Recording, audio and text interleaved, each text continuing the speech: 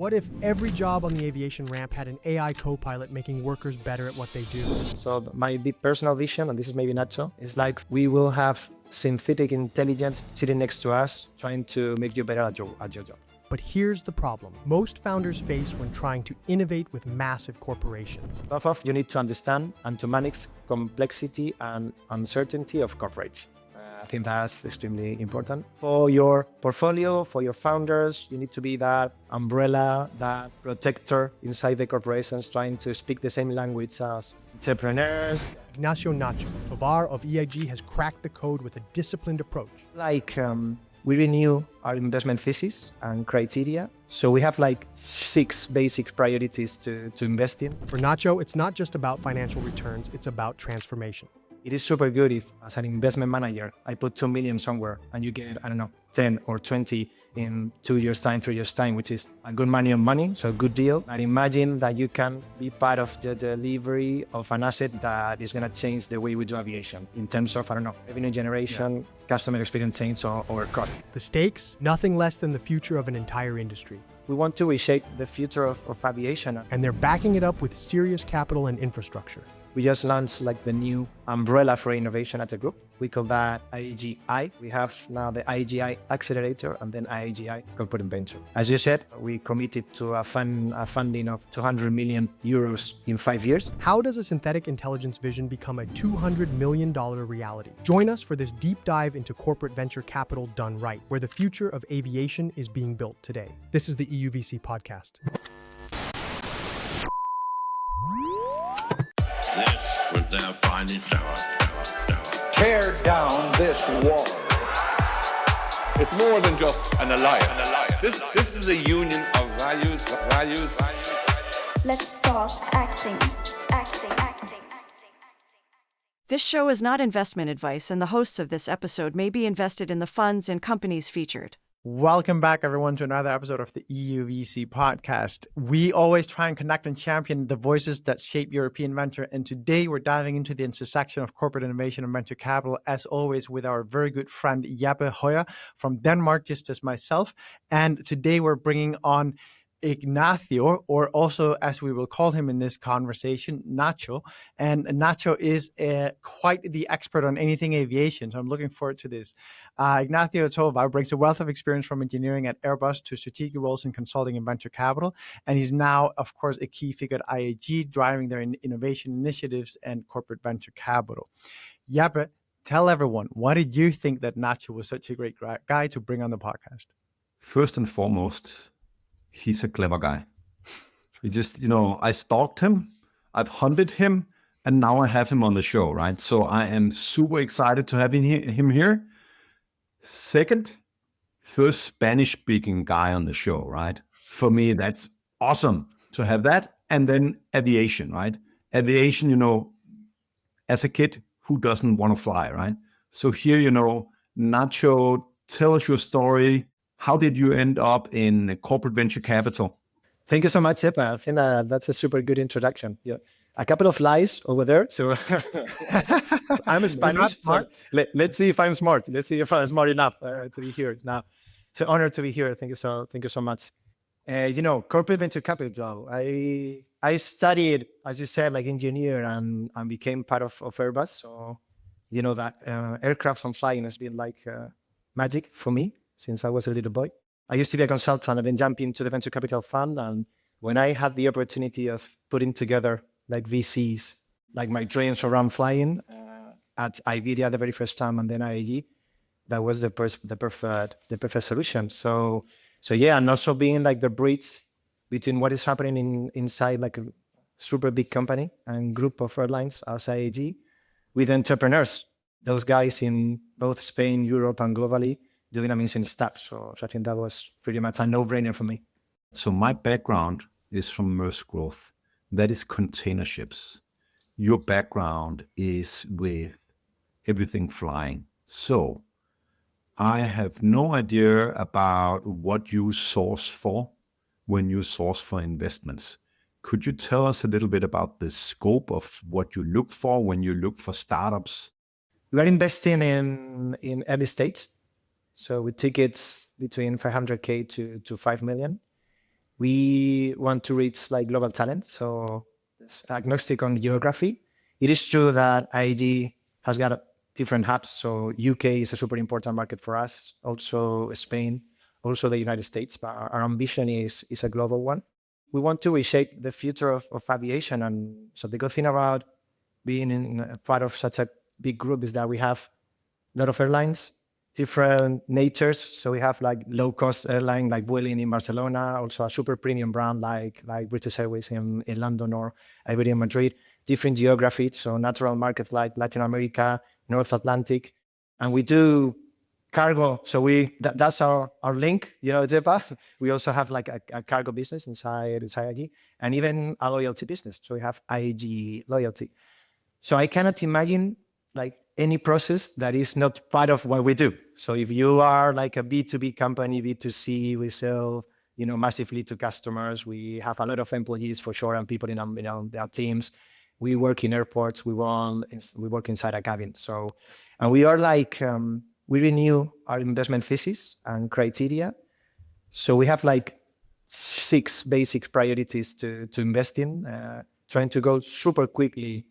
Call me crazy, it's not gonna be the first time you hear about this, is AI. So we are obsessed about AI as everyone, meaning not like for sure investing in foundational models, but in the app layer. So everyone in the world that is thinking or exploring doing something around aviation in AI, so pretty vertical, things like, revenue management, improvements in operations. We are willing to listen to them and to back them if there's fit. Then automation, those things that are happening in a ramp, when you look outside a window in an aircraft and you see like, the fuel over there, some bags, catheters, and lots of things and people moving around. I think that there's an enormous opportunity of putting robotics and industrial automation over there and even humanoids. Sustainability is part of our strategy. So the things that we are doing around sustainable aviation fuel, what we call SAF, is the future of the biofuels and synthetic fuels for aviation. That is extremely important. And there's a lot of innovation required to go from the first generation of SAF, which is coming from, oils and so, to the third generation of SAF, which is like synthetic fuel. Things that you can do when you put together CO2 and green hydrogen to just get a jet that is exactly the same that we are using today. So there is not a kind of any change required in an aircraft, which is like super fast. And then, the last three pieces, we are investing and exploring a lot around what we call experiential platforms. So everything that is related to the way airlines and travel is selling tickets or is managing the customer experience. In my case, I'm personally obsessed about digital identity and this dream of, managing your documentation at home, just going to the airport, being able to go through security filters with your face, self-backdrop, boarding in a gate without going line with a passport in one hand, boarding gates in the mouth, the bag in another one, then that's your trolley. That is something that is not acceptable so far. Technology is over there, so we need to work on that. And then the last 2 things, connectivity. I think we cannot have a blackout of a 13 hours flight, even if some people is willing to keep that way because it's the only place in the world where you have no connectivity and want to rest and watch a movie. But that is super interesting for us, the way that connectivity is going to be evolving inside an aircraft. And the last one is around what we call the evolution of technology, which is quantum, cloud, and cybersecurity. We consider quantum as not a Horizon 3 stuff, but there are some interesting use cases when you mix quantum plus AI, so this quantum ML thing. And we are actually exploring out of that and cybersecurity for sure, which is something that we are all discussing about because of the potential risk. And Nacho, when you describe all of this, do you then look purely as a financial investor or do you look as a strategic? Because as you said yourself, we are this huge group. We have arms and legs, so to say, in everything aviation almost. The startups you invest in, do you invest with an acquisition goal? Do you invest with a strategic goal of being able to leverage them inside as customers and partners and so on? Or do you invest more purely just as a financial investor and you do it as a bit as an exploratory thing? That's a super good question. I think we have to say that the ambition is being a hybrid approach, meaning that for us is more important the strategic value. So we are a multi-billion company in terms of incomes and profits, and it is super good if, as an investment manager, I put 2 million somewhere and you get, I don't know, 10 or 20 in 2 years' time, 3 years' time, which is a good money on money, so a good deal. But imagine that you can be part of the delivery of an asset that is going to change the way we do aviation in terms of, I don't know, revenue generation, customer experience change, or costs. So that strategic value is super relevant for us.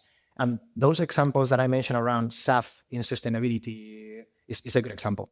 The fuel is 1/3 of the cost of an airline at an industry level. So imagine that you can just get to have sooner, more available SAF with the right price. I think that's a good example of strategic value that we are chasing. Can I follow up on this one, Nacho? So your new 200 million euro fund, right? Is that a balance sheet fund, or is it structured as a single LP fund, or what is the structure? Today, it is not a vehicle. So we are investing through the balance sheet. That's a good summary. So the good thing about that is that we are kind of flexible. So it is investments are subject to capital allocation, and in the aviation industry, it is not an easy one. so no matter what happens in the world is impacting us in a way. That's a good way of looking at it. But then, as I know, we are exploring the potential next steps around having this kind of vehicles. For me, Nacho, now I have part of the equation, right?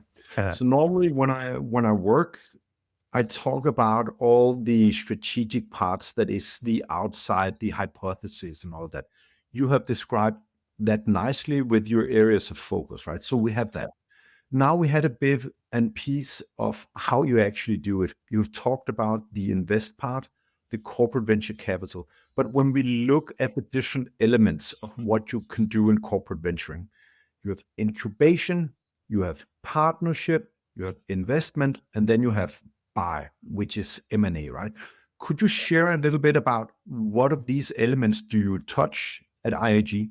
And this is the perfect timing, because we are super excited that we just launched the new umbrella for innovation at a group. We call that IAG I standing for innovation, as you can imagine. and that's the way to call the two main external vehicles that we have. So we have now the IAG Accelerator and then IAG Corporate Venture. As you said, in venturing space, we committed to a funding of 200 million euros in 5 years. So that's investing 40 million a year. But we also do have the Accelerator, and it is something that is not new for us. The previous name was called Hangar 51. Some of you could know, some of you won't. It is true that it was not that well related with IAG as a group and the airlines. I think that some people believed it was, I don't know, maybe on a startup capability, but not an accelerator. And it was exactly that. And we started this in 2016. So I was not even in the group or Iberia. So it's almost a decade. And now the portfolio of companies going through the accelerator plus venture capital investment is over 100. So I have to say that it's one of the biggest portfolio in not just aviation, but travel industry, I could say. We are talking about incubation, as you said. So traditionally, this accelerator was oriented to typical window, 12 weeks, collaborating with the startups to do something real. So to deliver a product that could be part of our operations, part of our customer experience, the way we sell. That is one of the tracks that we keep. We call that delivery. And we have another track that it could be a concept around incubator that we call this discovery track. And it's going to be a little longer. So it's going to be a 6-month incubator for those startups where we could clearly see us learning in the past that 12 weeks weren't enough. So it's just, I don't know, we were struggling to get to somewhere and it made no sense. So because it is suddenly, I don't know, a lower level of technical readiness. It was something in a way related more with science than beats. It was in the field of sustainability, for example. So we are also having that. So the accelerator is being a super, I don't know, testing field also for the ventures. So it's a super good way to engage with those talents that could be backed from a venture capital perspective after that. And it is actually what we are doing today. We have an open window where we are in the pitch week for our startups in the accelerator, and working super closely with the venture capital fund and all the airlines, which is extremely unique as far as I see it from an IAG perspective. So we have, as we mentioned, airlines, loyalty business, cargo. Everything in the accelerator is starting with a challenge from the airlines. That is why we are focusing that much with the strategic value. Nacho, for the accelerator, how early do you engage with startups? It depends. It is true that we do not put money up front, so it is not an equity approach. No. I saw that in the past in my previous experience in VC, where it didn't work, at least in the Spanish market. So it was like corporations putting 20K somewhere and then killing the founder and be startups in 1 week's time. It was like, come on. So this is more an approach around collaborations. And it is true that it depends. So we are mainly focusing in seed products where we can add a lot of things. So it is not just advisory from a corporate perspective, but above all, it is assets. So I think that startups want customers and customers that pay, which is like the most important stuff. And we have these millions of customers, hundreds of destinations, a lot of aircraft, airports, and so. So we usually invest in seed stage. But it is true that we have sometimes tested deep tech technology that were more mature. So suddenly Series B, Series C, but maybe more with the ambition of generating value together and supporting the scale up and the growth rather than being part of the future of the venture capital fund. So a little bit agnostic, main focus on building something together in seed states, but also supporting the scale up of a kind of more mature companies. So one thing that is super interesting to me when I talk to corporate venturing people like yourself is always when you look at the team, the composition of your own team, right? You explained to us, you run the accelerator, you also have the investment side. Is it the same people doing accelerator and invest, or how have you structured your team today? It is a team that work together, but definitely not the same team. I mean, skills are sometimes different. VC world is a kind of specific. So you need some tracks to be a top-notch VC. I mean, that is my opinion. So they are collaborating together. They are different teams. So what do we look for when recruiting or chasing for talent for the VC? The corporate world has got like something you need to understand. So it is not easy to have this VC background, jumping directly to lead something in airlines and then suddenly get frustrated the first day because some things are not happening or you do not understand why you invest from balance sheet or this kind of things, right, Jeppe? So, and that's the trade-off and that's the challenge, how you put together. We are starting having more like a strategic-oriented team at the very beginning.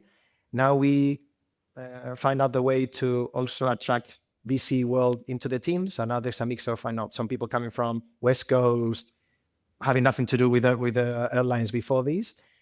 So being able to learn about the industry and the other way around. So more professionalism, not saying it was not in the past that way, but getting more professionals around VC for those who are closer to the industry.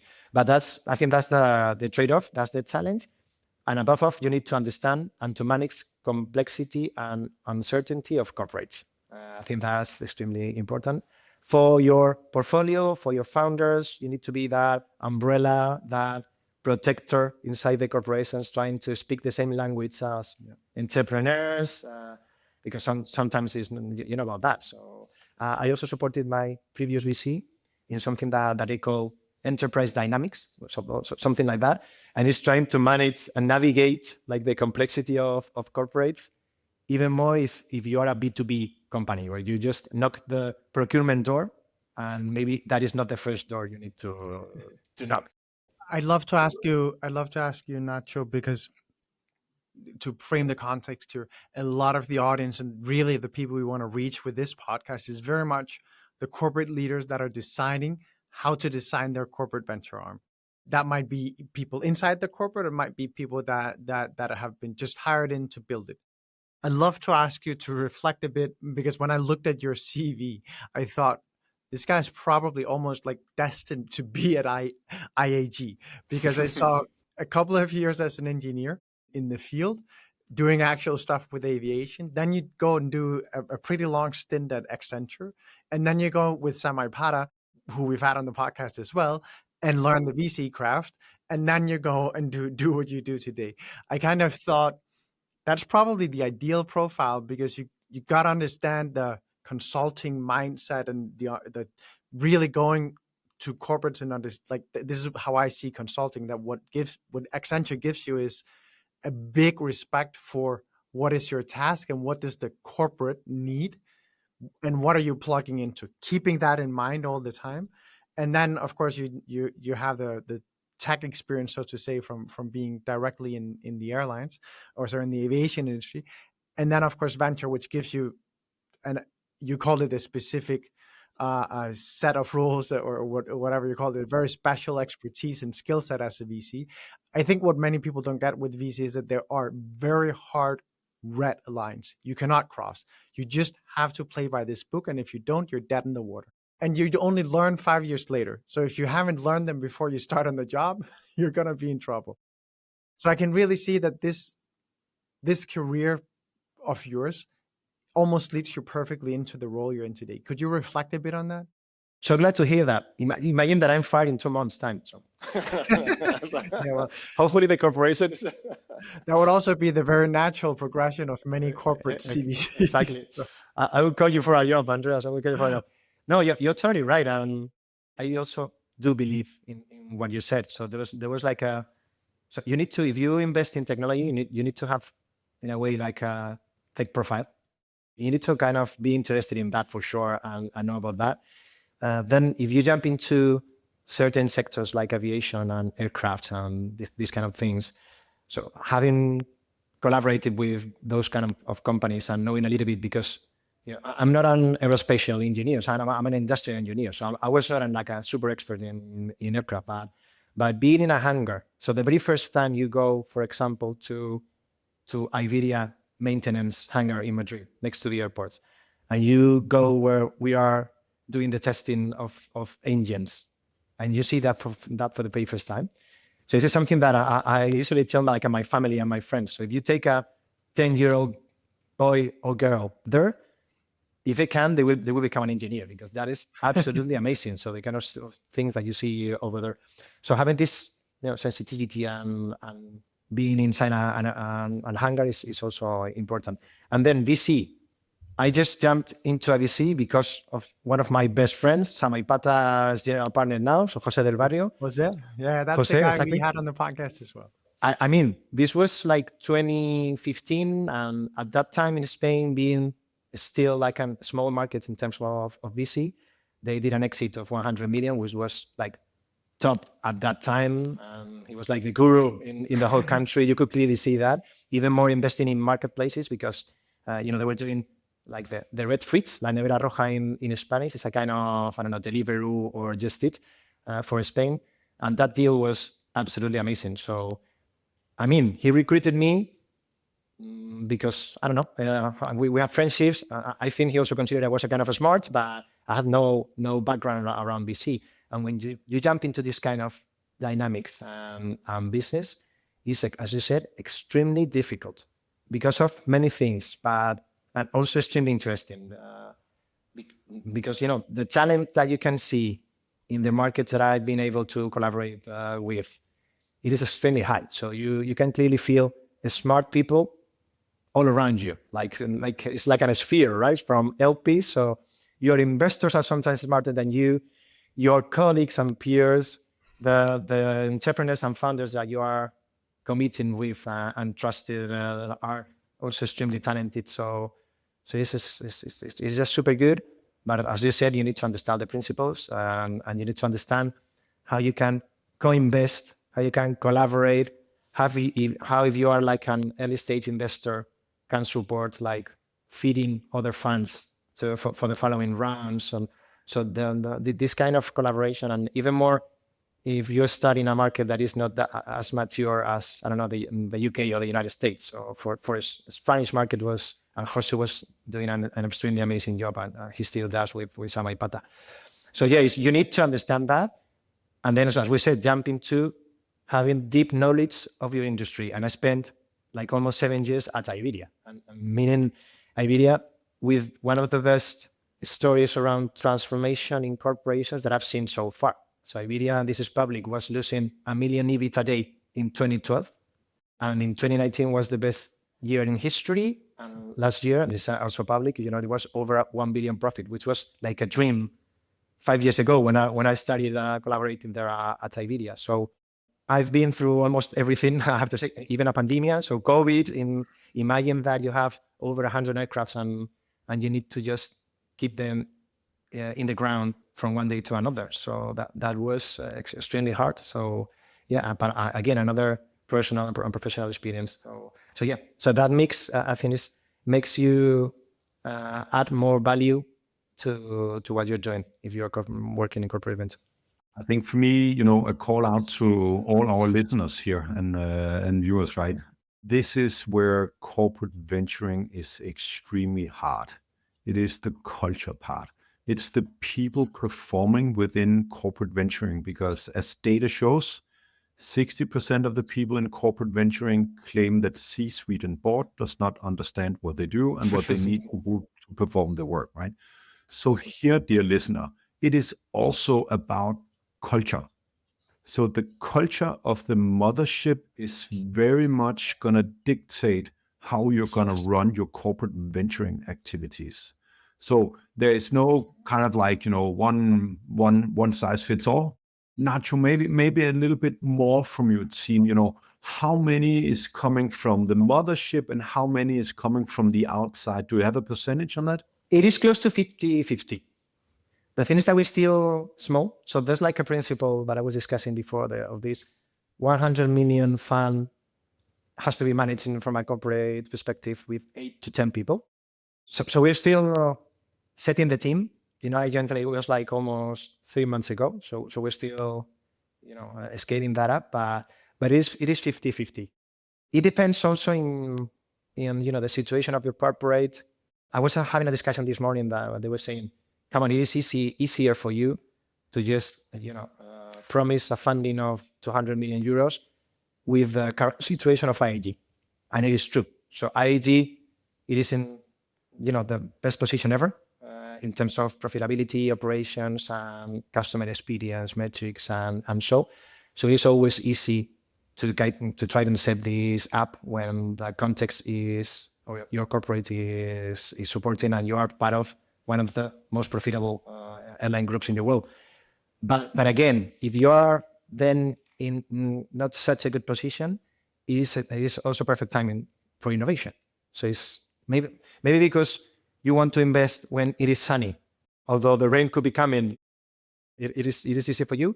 Or if you are really in a bad situation, it is, again, the perfect timing to try to do these new things around having access to technology and being able to deliver the assets that are going to be, material for you in the present and in the future. But yeah, going back to your question, sometimes I get too long. Today, it is a 50-50. I think actually, to use the way you framed it, a lot of corporates, when the rain is there, right, and the challenges times are there, right, they start thinking about, we are in trouble, we need to do something. And then when the clouds are still there, the rain is gone, and you start to see a little bit of the sun. In venture world, right? Valuations are up. CVCs go in, right? That's when they go in and high valuations, right? So that's also part of the challenge. And maybe that leads us to another interesting part of what you do. So when you do investments, do you lead investments? Do you co-lead? Do you take board seats? What do you do? How do you operate? So far, we are not leading a lot. So we are following a super good network of co-investors that we are actually having, that I found when I got here. So, and it's also related with the size of your team, our team so far, and all the implications that leading an investment has. So in terms of, board seats, due diligences, and so. So we are investing a lot in like these two fields that we mentioned. So more around the science of sustainability, and then again in technology. So I'm doing things together with, I don't know, Shell Ventures, but also in the aviation industry with JetBlue Ventures, for example, or United. So we are, answering your question, we are actually following more than leading. But the point is, in case the value is so strategic for IAG, we are, of course, super open, and we've done it in the past to be leading the investment. And I guess it's going to be more and more in the future. Yeah, cool. And maybe to bridge over a little bit to our venture capitalist friends, right? Because, CVCs are 25% of the volume in the market, right? So you work with the VCs all the time. When the VCs go in and they see Nacho coming into a deal, what can the VCs expect from IAG and Nacho? What do you contribute with? What is the value creation you deliver to the startups as a co-investor? So when I was a VC and I saw some companies around, I just saw an exit opportunity. So it was like, come on, these guys are going to be acquired at some point. So, and I also saw at that time a certain amount of risk, because sometimes corporates are just playing with some cards, and it's historically, and not taking this so seriously. So if you have a member of a corporate that is not understanding the right dynamics and is part of your board, you could have an issue. Today, I think we are here to kind of share just the other way around. And we could clearly see a trend inside the global portfolio, where in the past, when I was like a semi-pata investor, Andreas, it was more like 80% B2C, 20% B2B. And now it like turns the other way around. So there's like a lot of companies related to AI, related to SaaS, that are B2B companies. And that is the playground that we love as corporations, because as we said, so we could add super clearly value in terms of how we build the right network, how we support them to build a commercial proposal, how we support them to do intros with all like the, I don't know, in Spain, like the IBEX, so the public companies, public listed companies, we are all like, it is not that big, right? So things happening in different countries, the connections are extremely important. Also supported in talent, and as I said, supporting in growing. So if you work in aviation and you have British Airways as one of your customers, that is going to be big, because British Airways is super big and it's flying all over the world, and it has a lot of people inside and has millions of customers, super big fleet, so a lot of aircraft. So I think that's the point. And it is not just super oriented to purely aviation. So it is not just about, I don't know, doing something in Airbus or Boeing. So it is everything, as we mentioned, that is around the activity that we do. For example, utilities. So this fuel stuff that we are actually doing. There's a lot of things that we can add. And then I think it is also unique at IAG, the way that we are collaborating and like the model of this group.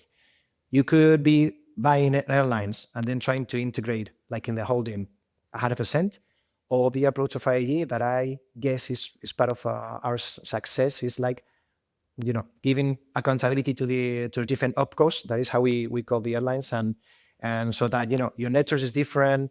You could be like a low cost flying Europe, or a low cost flying, long haul too, like we have with Level in Barcelona. And we are respecting that. I mean, it's a kind of competition between the different airlines. That is clear, but there's like respect and collaboration around what you do. So, and I think that's extremely important. Can you also share a little bit on, so all the value add, right? What a startup founder is trying to get from, if they're lucky to get your money, will it be you that will be delivering that value to the startup, or is it gonna be somebody specific on your team that only has that task of connecting your portfolio companies with the mothership? We should be like catalyst. So we should be facilitating everything that is happening in the group. And it's something that you can always improve. And we are actually trying to be better in portfolio management. But I think we're doing pretty good in certain cases. So you have the support from the VC portfolio member that was also part of the deal, that knows you, that it could be, observer in your board. It could even be part of your board. But for sure, the magic is happening in the airlines. In our offices in London, we do not sell tickets. We do not fly aircrafts. We do not move customers. To deliver that strategic value, it has to be related to impacting the P&L, the cash flow, the balance sheet of the different airlines. So at the end of the day, the kind of innovation network that we are building in all the different airlines to do basically three things. So the first one is scouting, and we are incentivating our employees to generate pipeline to get value if it is finally invested. So it was like my dream of having 50,000 scouters inside our group. So imagine that everyone, please do your job, but if you know someone that could be interesting for this, yes, please share with us and you will get an incentive. And then for sure, in the assessment and the due diligence, that's extremely important. So if you had someone that is the best globally in terms of aircraft connectivity, and there's a technology and a potential investment that is working around that, so you need to get that expertise and to get the vision from that guy. And then the growth in the scale up. So if the technology is super good, you said this was good as an expert around aircraft connectivity. Once we invest, come on, let's try technology in your aircraft. Let's do things at the airline. And so yeah, that sense of networking. Internal one is also super important because, I was from a Samipata perspective, from XVC, we were paying scouters outside. So I think you need to incentivize in a way, even if they are not VC experts, the kind of colleagues that you have that knows more than anyone around the process that you are evaluating. Maybe to take us over to the investment side again. So you've previously described, your areas of focus, right? So we had them clear in mind. Could you share a little bit of, what excites you as an individual within these areas? Maybe share, similar startups that you would like to see more of. Yeah. So starting with the AI world. So my personal vision, and this is maybe Nacho, is like we will have synthetic intelligence sitting next to us, trying to make you better at your job. Meaning if you are a finance guy, legal, but also in a ramp where you have someone just reporting you to be optimizing that. And that is something that we cannot miss now. So that's going to be differentiated in a company that has so many procedures, process, and need for efficiency. That's super important. So, and we are doing things around AI, like a lot of them, but let me just share a couple of examples around machine vision, so computer vision, the kind of things. We have a company in the portfolio that studied through in the Accelerator that is called Asaya. And these guys are just putting a camera in a ramp, so where the turnaround process is happening. So what we said, the bags moving, the fuel, the catering, customers, crew. So you can get in a time frame that is pretty much the same in every single turnaround. So there are things that need to happen in, minus 30 minutes, minus 25, minus 18. So you can compare things happening and get real-time information also optimized for the future. This is live in Heathrow and it's going to be rolled out to the whole airports during this year. So 100% of stands, that's how we call the place where you park the aircraft, is going to be rolled out to the whole aircraft. And then, so you try to understand the value of this kind of technology. So suddenly everyone is super excited about having an image or a video and working on that. So that we can have also cameras in the back belts so that we can manage what we call them is handling, so bags that are not connected or even damaged bag because there's a lot of fraud around that. So this kind of stuff is super interesting and we are obsessed about operations. Could you share a little bit more here on this example, right? So does that excite you for cost-cutting perspectives because you can increase gross margin, or is it customer service, or both? Could you share a little bit on that? So the good thing about aviation is there is a word that is connected. This concept of connected ops, where what needs to happen to get a flight on time is, so many things and so many things connected that you can, fight to increase and improve like a process, because you are expecting to improve one single metric that is on-time performance. So that is critical for airlines. It's like punctuality is like the measure of how healthy your operations are, how healthy you are. So maybe your point is improving OTP, but then suddenly efficiency and cost comes into the equation, because at the end of the day, you are doing this kind of stuff to optimize, to reduce process time. That is impacting your punctuality, is impacted the frustration of your customers, is impacted the number of resources and the efficiency of your process. So at the end of the day, it's also, the materials is impacting also around the cost. So in our case, everything is so much related that it is, for the good or the bad, something that you need to put together. At the end of the day, doing things in a proper way. And there are things in aviation industry that are just unacceptable today, and that's a fact. You can feel it sometimes when you fly.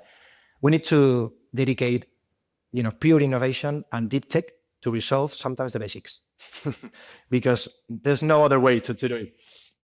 But it's fascinating, right? Because as a customer of airlines, right, just thinking about, if you had a whole visibility of everybody inside the plane, you can give them a different service than you do today.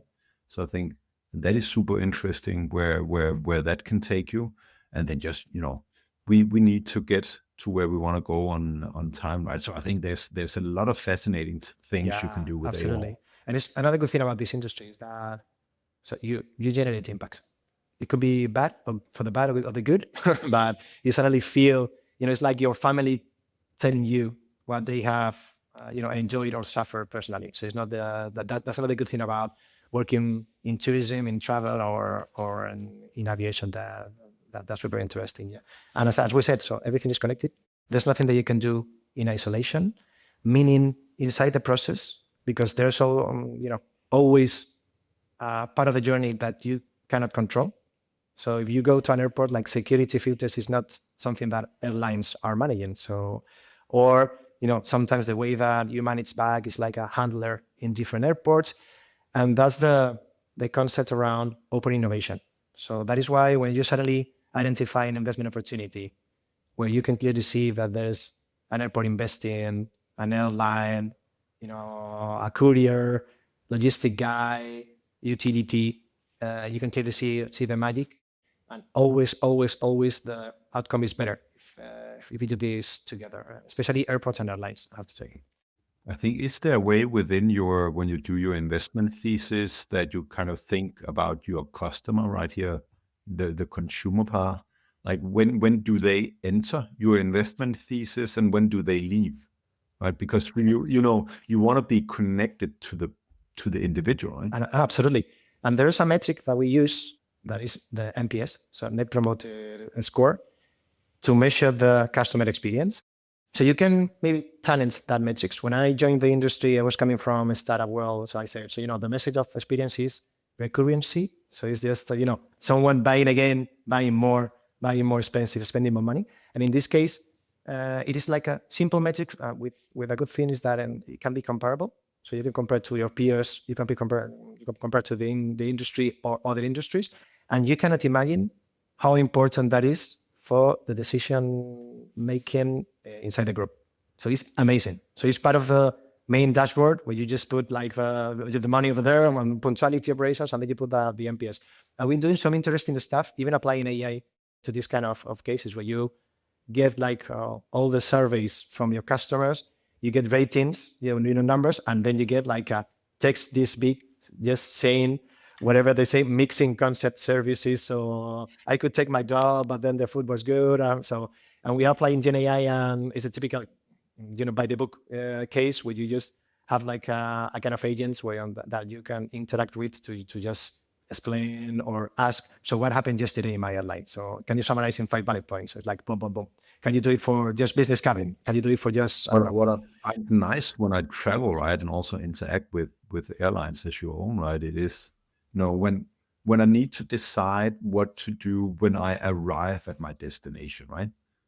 Hotel, car, experience, all of that, right? I get that offer. But actually many times, I've bought my ticket, 3, 4, 5 months before.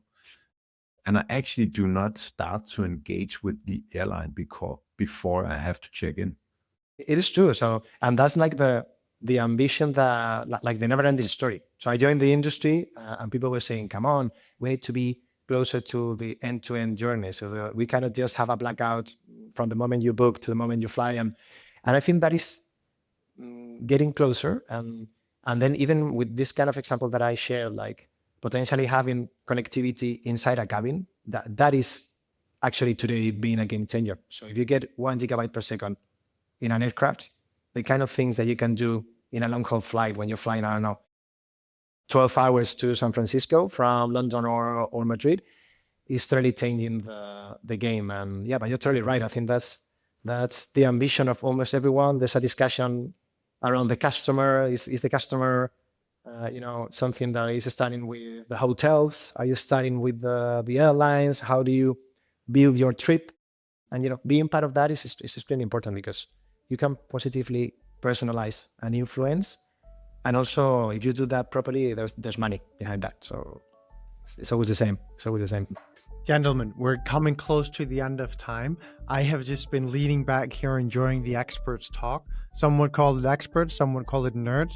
I enjoyed it nonetheless.